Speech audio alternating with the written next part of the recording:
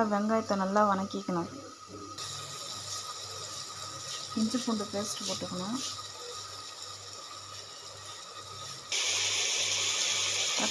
இஞ்சி பூண்டு பேஸ்ட் நல்லா வதங்கணும். பச்சை வாசனை போகிற வச்சு நல்லா வதங்கின பிறகு தக்காளியும் புதினா கொத்தமல்லி போட்டுக்கணும்.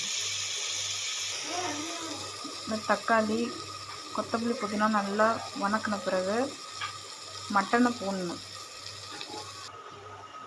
நாங்கள் கறி போட்டுட்டோம். நல்லா வெந்த வரைக்கும் நம்ம நல்லா போட்டு பேஸ்ட்டு நல்லா போட்டு கறியை போட்டு நல்லா வதக்கணும்.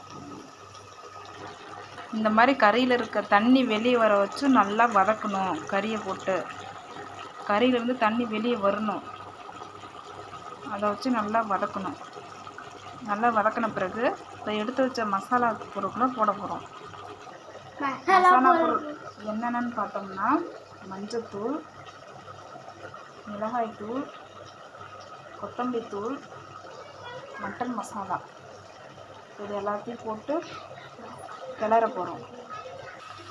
மசாலா பொருட்களை போட்டு நல்லா கிண்டி விடணும். நல்லா கறியில் மசாலா ஒட்டுற வச்சு நல்லா பெரட்டி நல்லா கிண்டி விடணும். கறியில் இருந்த தண்ணி இந்த மசாலா பொருள் நல்லா சுண்டி நல்லா கறியோடு ஒட்டி வர வச்சு நல்லா கிளறி விட்டே இருக்கணும். நல்லா அந்த பதத்துக்கு வந்த பிறகு கொஞ்சம் தண்ணி ஊற்றி குக்கரை மூடி விசில் போட்டு ஒரு 10 விசில் விடணும். அதுக்கப்புறம் நம்ம எதிர்பார்த்த மட்டன் கிரேவி ரெடி.